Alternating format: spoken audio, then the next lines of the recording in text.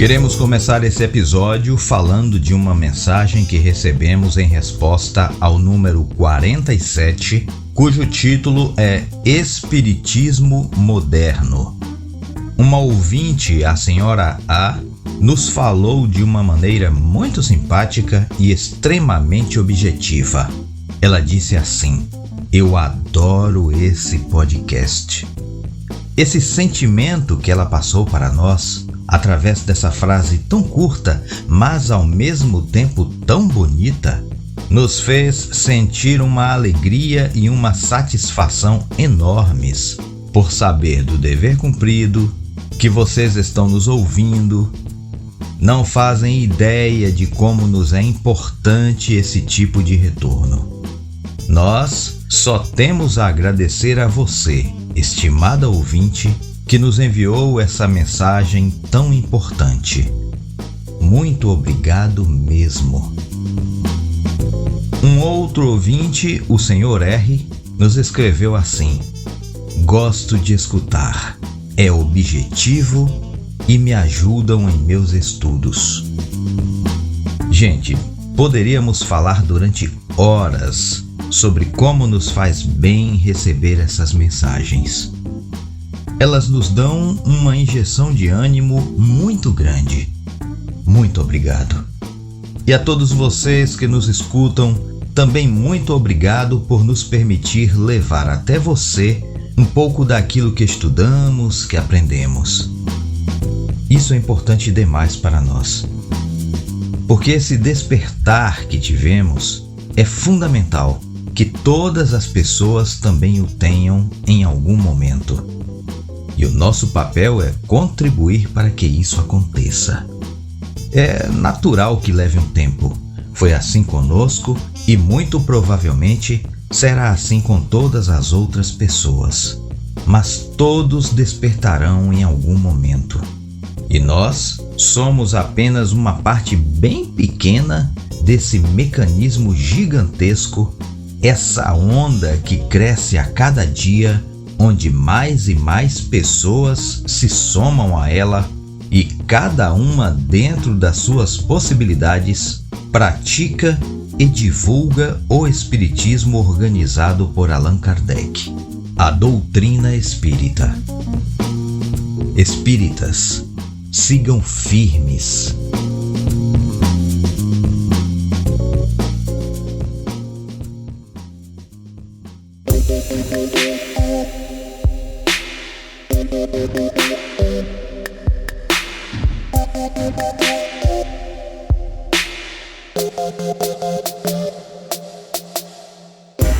Allan Kardec, Revista Espírita, Jornal de Estudos Psicológicos, janeiro de 1863. Deus castiga os povos como castiga os indivíduos.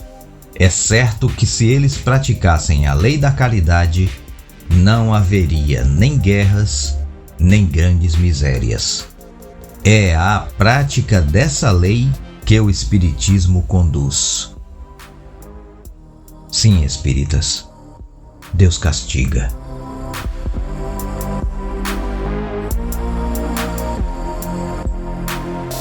Nesse texto, podemos compreender que se houver a prática da caridade, não haverá o castigo divino. Está claro. Contudo, muitas pessoas que não leem a Revista Espírita ficam assustadas com essa afirmação de Allan Kardec. Afinal, tudo o que foi dito a elas sobre as ações de Deus não bate com o que está dito ali. No entanto, também encontraremos a mesma afirmação num outro livro publicado por Kardec e que é largamente citado no meio espírita: O Céu e o Inferno ou a Justiça Divina segundo o Espiritismo. Exatamente a mesma citação. Ou os espíritas não perceberam a sua existência, o que é pouco provável, ou simplesmente fizeram de conta que nada foi dito, o que é mais provável. E por que tanta surpresa de espíritas quanto a isto? é que geralmente o meio espírita romantiza e muito o espiritismo. Como, por exemplo, com a repetida fala sobre a tal lei de causa e efeito. Quando dizem que Deus não precisa punir, pois Ele criou as leis. E então, quando o espírito não as cumpre, automaticamente a lei de causa e efeito entra em ação, blá blá blá, blá blá blá, blá blá blá. Só que não é bem assim que a coisa funciona, né? Seria realmente muito romântico. E a ciência espírita vai informar justamente o contrário dessa afirmação tosca. Sim, tosca. Criada tão somente para dar um brilho de romantismo à doutrina espírita. Aquele brilho de romantismo que ela definitivamente não possui. Certos espíritos pseudo-sábios brincam com a mente de muitos espíritas como se estes fossem crianças acreditando em contos de fadas. Quer ver só? Vamos à obra A Gênese, os Milagres e as Predições segundo o Espiritismo, no capítulo 18. Do fato de ser inevitável, porque é da natureza o movimento progressivo da humanidade, não se segue que Deus lhe seja indiferente e que, depois de ter estabelecido leis, se haja recolhido a inação, deixando que as coisas caminhem por si sós. Sem dúvida, suas leis são eternas e imutáveis. Mas porque a sua própria vontade é eterna e constante, e porque o seu pensamento anima sem interrupção todas as coisas.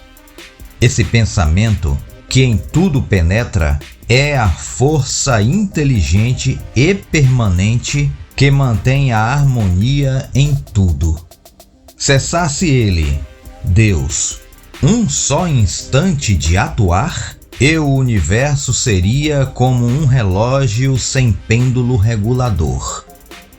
Deus, pois, vela incessantemente pela execução de suas leis.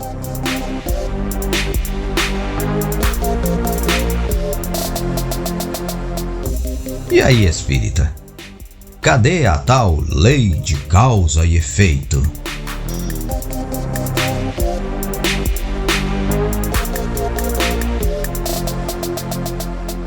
Essa afirmação de Allan Kardec arranca essa fake news pela raiz.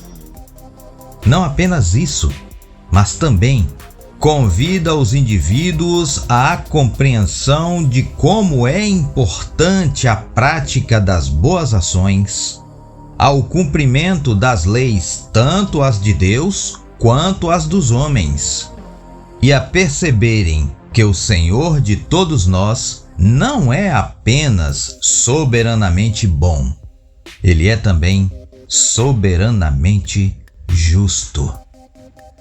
Você lerá todas as obras publicadas por Allan Kardec e não encontrará em lugar nenhum ele, nosso chefe espírita, falando dessa tal lei. Certos espíritos e certos médiuns que a defendem fazem do espiritismo mais uma religião do que uma doutrina. E religião é algo que o espiritismo definitivamente não é, nem pretende ser. Assim afirma Allan Kardec. Já trouxemos isto em outros episódios. O espiritismo como religião, para algumas pessoas, é algo comum. E fica mais fácil aceitá-lo assim do que estudar uma ciência filosófica, que é o que ele é, afinal. É mais simples assumir tudo o que é dito sobre ele por certos espíritos e médiuns famosos, tidos como fiéis representantes do espiritismo, do que estudá-lo e praticá-lo conforme o espírito da verdade orienta através de Allan Kardec. Sabe como é, né?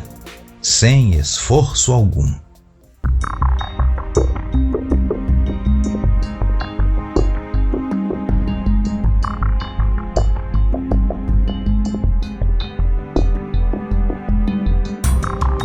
E aí? Deus pune e castiga ou não?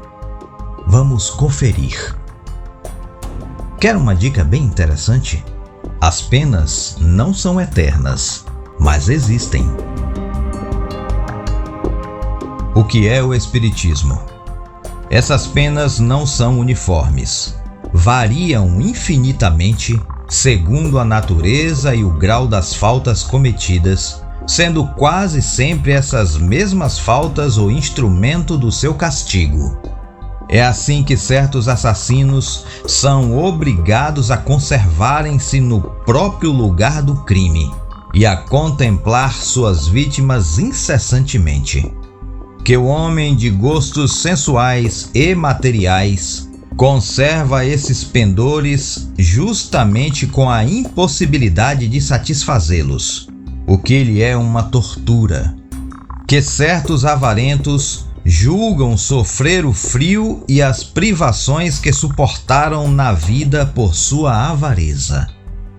Outros se conservam junto aos tesouros que enterraram, em transes perpétuos, com medo de que os roubem.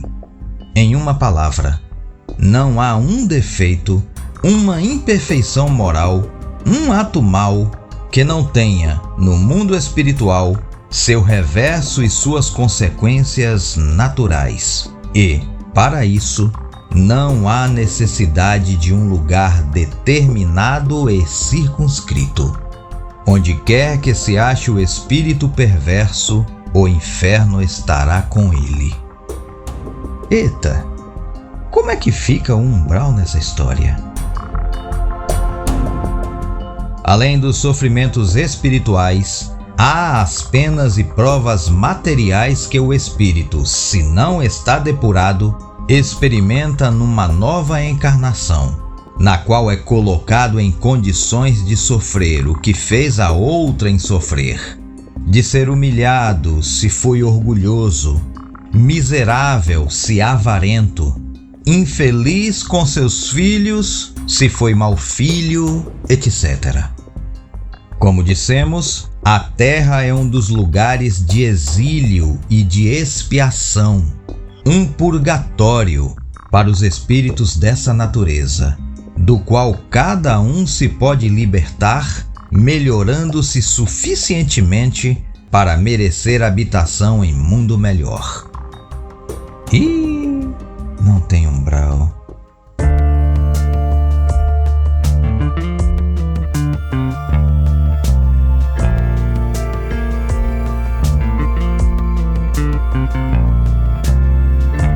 Em O Livro dos Espíritos, número 781-A, temos a pergunta de Allan Kardec.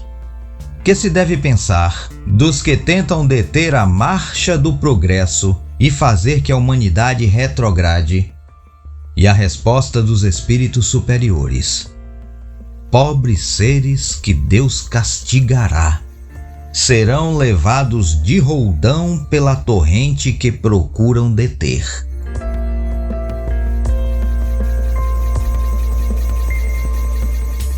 Perceberam a presença do castigo divino? Comenta Allan Kardec.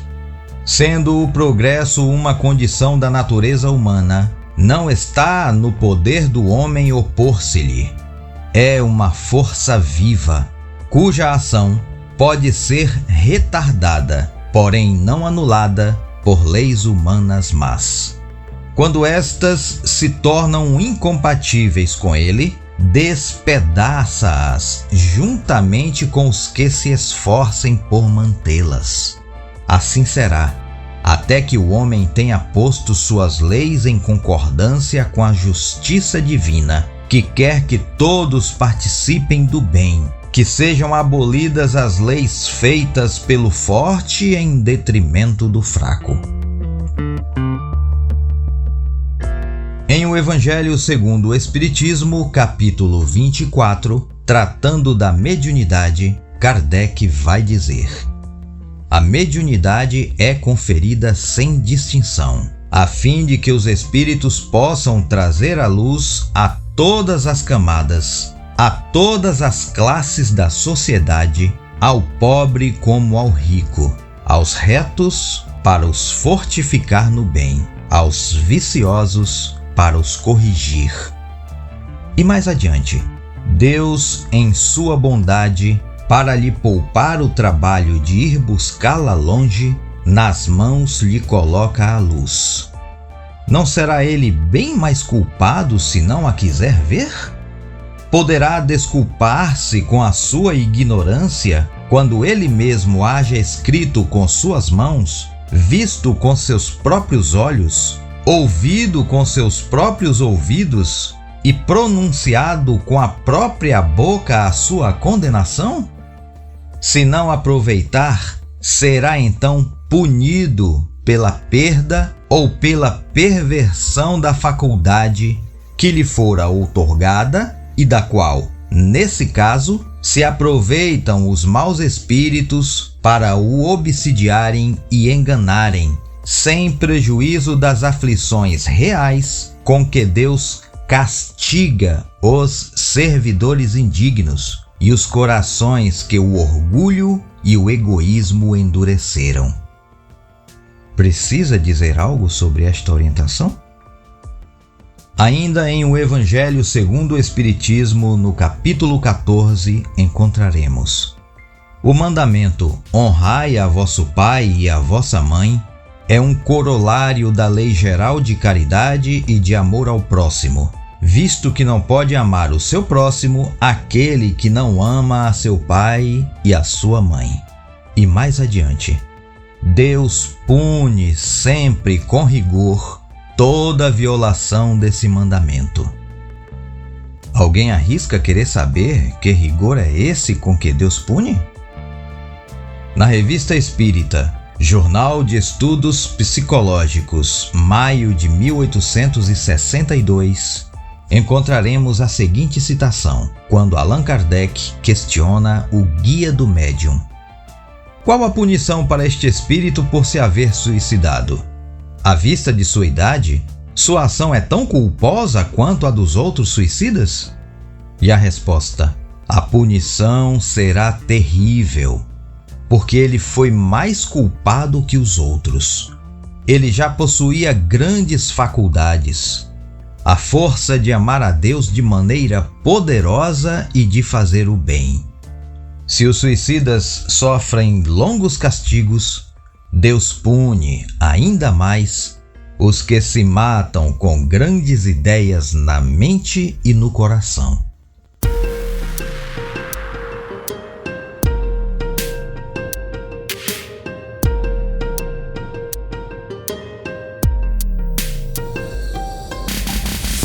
Voltando ao Livro dos Espíritos, no número 224b, quando Allan Kardec tratará sobre os intervalos das encarnações. Nosso chefe espírita pergunta: essa duração depende da vontade do espírito ou lhe pode ser imposta como expiação? E os espíritos superiores respondem: é uma consequência do livre-arbítrio. Os espíritos sabem perfeitamente o que fazem, mas também, para alguns, constitui uma punição que Deus lhes inflige. Lembrando, viu, gente, que expiação significa castigo, pena, punição. No movimento espírita é assim. Todo mundo repete que estamos num mundo de provas e expiações, mas sem refletir sobre o que isto realmente significa. Para essas pessoas, é mais fácil ouvir um médium dizer: não, Deus é todo amor, Deus perdoa, mas sem mesmo raciocinar em como funciona o perdão divino. No número 847 encontraremos: a aberração das faculdades tira ao homem o livre-arbítrio? Resposta: já não é senhor do seu pensamento aquele cuja inteligência se ache turvada por uma causa qualquer e, desde então, já não tem liberdade. Essa aberração constitui muitas vezes uma punição para o espírito que, porventura, tenha sido, noutra existência, fútil e orgulhoso e tenha feito mau uso de suas faculdades.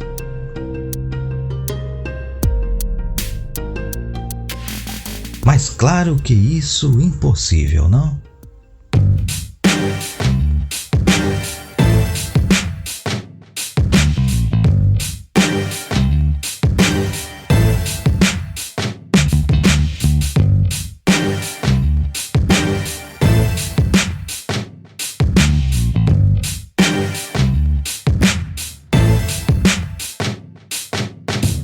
A gente poderia passar o dia todinho falando sobre castigos divinos, punições divinas, penas, mas acreditamos firmemente que nos basta inspirar alguns raciocínios para que quem nos ouça se sinta estimulado a ir verificar pessoalmente nas obras publicadas por Allan Kardec as verdadeiras informações que a ciência espírita disponibiliza para a humanidade. Não é correto ouvir o que um médium diz e tomar aquilo como verdade absoluta.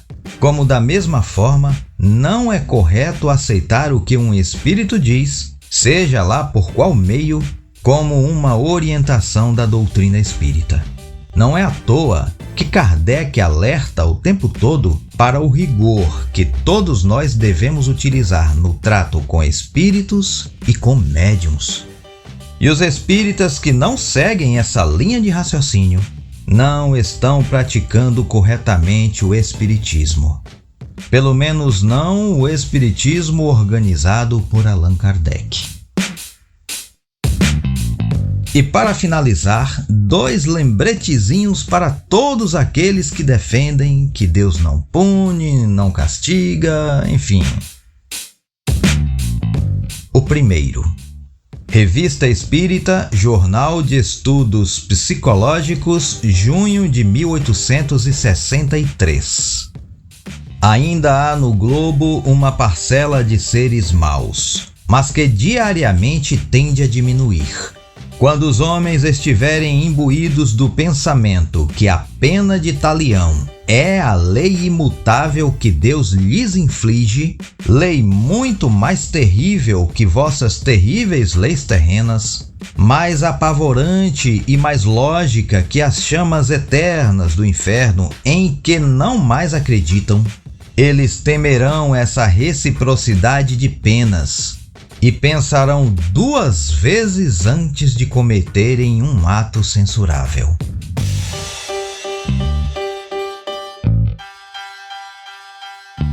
E o segundo, Revista Espírita, Jornal de Estudos Psicológicos, outubro de 1864.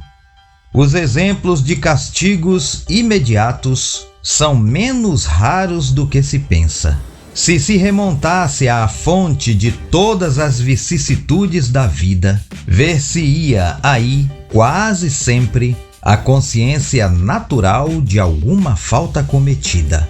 A cada instante recebe o homem terríveis lições, das quais, infelizmente, tira pouco proveito. Enceguecido pela paixão, ele não vê a mão de Deus que o fere.